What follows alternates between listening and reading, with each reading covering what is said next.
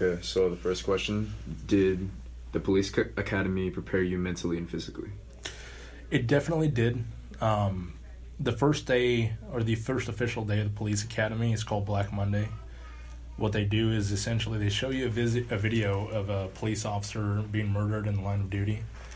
And all the drill instructors come out. They have a conversation with you that this is a very possible reality should you pursue a career in law enforcement. Then and there, as soon as they showed us the video, 2 people literally got up from our class and said they quit. They couldn't do it. And that's pretty normal. They usually have 1 or 2 that decide this isn't the career for them. They want to pursue a more stable or safe career, which more power to them. Everybody's different, and it's a very challenging career. And physically, I mean, I can definitely tell you I was never in better shape than the day I graduated the police academy, because they put you through some rigorous training. They don't allow you to go on the streets without being physically capable of doing so, and that's why the program is so long. And it is actually possible, very possible, to fail out of the police academy or get fired if you're not in good mental or physical shape. So I think it did a really good job. All right. How did becoming a police officer affect you over the years since becoming one? So it definitely has opened my eyes to a lot of things that go on around me that I never really thought about as a civilian. You tend to pay attention more closely to your environment anytime you're around. I mean, I'm sure you hear about all these assaults and shootings that happen to people pretty much anywhere and at any time. Schools, churches, movies, restaurants, anything that they consider a soft target is a potential target. And so since becoming a police officer, I'm more aware of my surroundings. I always am, kind of scanning the room. When I go to a movie theater, I sit down and I try to memorize the nearest exit to me should anything happen. I at least have a plan of escape, a plan to do something, a plan to jump into action.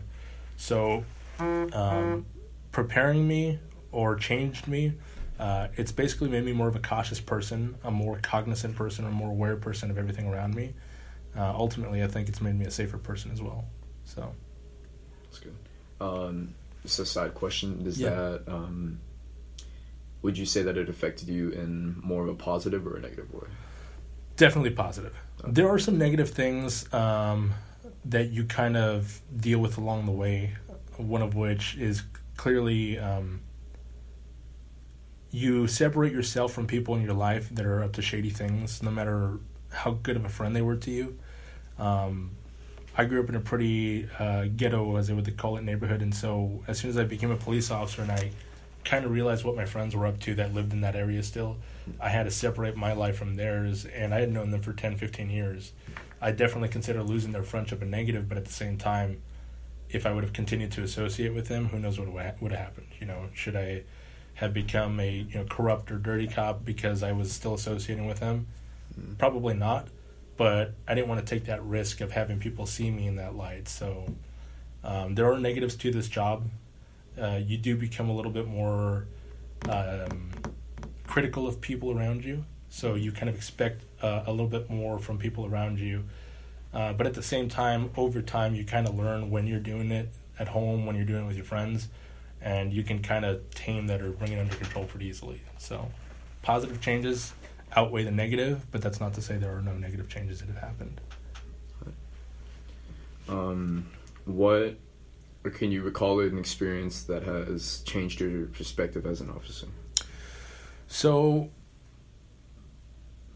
an experience, so anytime I go to investigate a report of child abuse, I go into the call hoping that it's unfounded, meaning that it's just it's not actually true. Maybe the kid was mad and tried to get mom or dad in trouble or something. But there's been several cases where I read the report, the initial allegation, and I think to myself, there's no way someone could be this evil to their own children. And then I investigate and I find out that they actually have been. That breaks my heart to this day anytime I have to handle one of those calls. And it's definitely changed my ability to see the good in people sometimes. Or not necessarily to see the good in people, but I can't always give people the benefit of the doubt anymore. Whereas I used to do that. Now it's more so I'm going into the situation with a neutral mindset And if they prove that they're good people, awesome. And if they prove that they're bad people, then I do what I got to do. So I would definitely say that the child abuse or child sexual abuse cases that I've dealt with over the years have kind of been some of the more life-changing experiences for me, or at least perspective-changing experiences for me. Okay. What was one of the hardest calls you had to make as a police officer? Would that be one of the child abuse calls? You know, I think I've been asked this question before, and I would say that one of the calls that sticks out to me the most in my mind, it wasn't even that severe of a call, but I think because of the way it happened, and being that I was only a week out of the academy, it left a huge impact on me. So I was in my first phase of field training. I was about a week, maybe a week and a half out of the police academy, and we were assigned what's called a death notification call. So in essence, what that means is whenever you have a family member that dies, like in a different state or a different city, or even within the city, we are tasked with tracking down and identifying their next of kin and letting them know what happened. So if I find a person that's deceased on the street, I need to identify who they are and then notify their next of kin, whether it be their wife, their mom, their dad, their children, whatever it may be.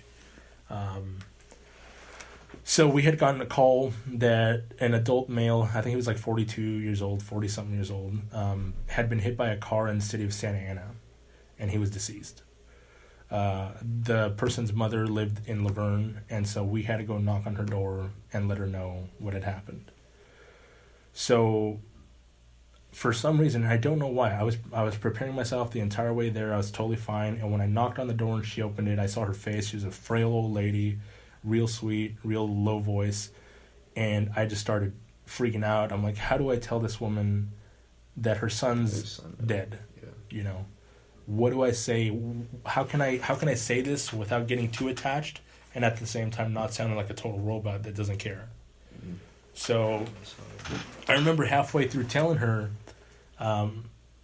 she just looked at me and she's like, hey, it's okay. You don't have to feel bad. I can see that you're struggling with this. She told me, I'm broken, I'm devastated, but at the same time, I understand that that's God's plan. She started going into religion, but she reassured me. She's like, you don't have to carry this burden. It's not your fault. You weren't the driver. You weren't, you weren't involved.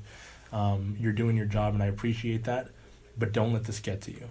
And she brought me to, she almost brought me to tears, because I was like, here I am supposed to be trying to help you, and you're trying to help her. I'm supposed to be comforting her during her loss, and she's over here telling me that everything's going to be okay. So definitely one of the most impactful calls of my career. All right, and you did talk about the academy. What would you say was the hardest thing about the academy? So a lot of people think that the academy whips you into shape physically. That is 100% not true. If you go into the academy and you haven't physically prepared yourself, you will not make it, no matter what. So I didn't really get that guidance going in. I mean, I was in shape, but I wasn't prepared for what the academy was physically, and so I struggled quite a bit. I mean, the first day there, you're running 5 miles in sprints overall for 2-3 hours at a time. Anytime anyone in your class does something silly, they punish you with more physical training, or push-ups or burpees or squats. You're trying to learn the law, you're trying to learn the career, but throughout the entire time you're placed in a stressful environment where they're yelling in your face and putting you on your face for push-ups every other second. So it's pretty impossible to try to retain all the information on the first go-around when you're being stressed out, not only mentally but physically. So I would say one of the harder parts, if not the hardest part for most people, is getting themselves physically in shape prior to even going to the academy and not struggling physically while they're in the academy. We had 5 to 10 people that were they were what do they call them, detached or cut or whatever from the police academy, due to their physical shape. They just weren't in shape. So there's like. So you would say the hardest part would be like more of a physical. Oh yeah, absolutely. I mean, and even if you're in physical shape, even if you're like in the best shape of your life, the police academy will push you even further than that. So. What is one tip you have for other people hoping to become a police officer? So future candidates. I would say that one of the, if not the most important thing that you can remember if you're considering a career in law enforcement is to maintain your integrity, especially when no one's looking. So police departments don't expect perfect candidates because they don't exist. They don't expect someone that's never done anything silly or stupid in their entire life. What they expect are people who have gotten that out of their system, learned from their mistakes, and are trying to lead a life that's where they're making good choices, where they're not doing anything that would jeopardize the reputation of the department, and when they're not doing anything to jeopardize people around them either. So to give you an example, most people think, oh man, I smoke weed or I drank alcohol, so now I can't be a police officer. It's absolutely not true. Every agency has different standards. Each agency is allowed to choose what they do and don't want. Some agencies, if you have smoked weed once, they will not consider you. Some agencies will allow drug usage up to a certain age, and depending on what the circumstances were. But one thing that's universal amongst all departments is the moment they catch you in any lie, big or small, you will be disqualified. Because if you don't have integrity as a police officer, you will be useless to that department. So the advice being lead a life with integrity being one of the most important values that they hold, and also trying to make the right choices. Not every single time. People are humans. We make mistakes. But if you ever do make a mistake, own it. Don't try to light your way out of the situation, because that's only going to make it worse for you. What were you not prepared for experience-wise? One thing that I struggled with the first couple of months of my field training program was I got hired on at 23, so I was really young. I was the youngest police officer in the entire department by like 10 years easily. The next guy above me was like 30-something years old. So I was a rookie. I was a boot.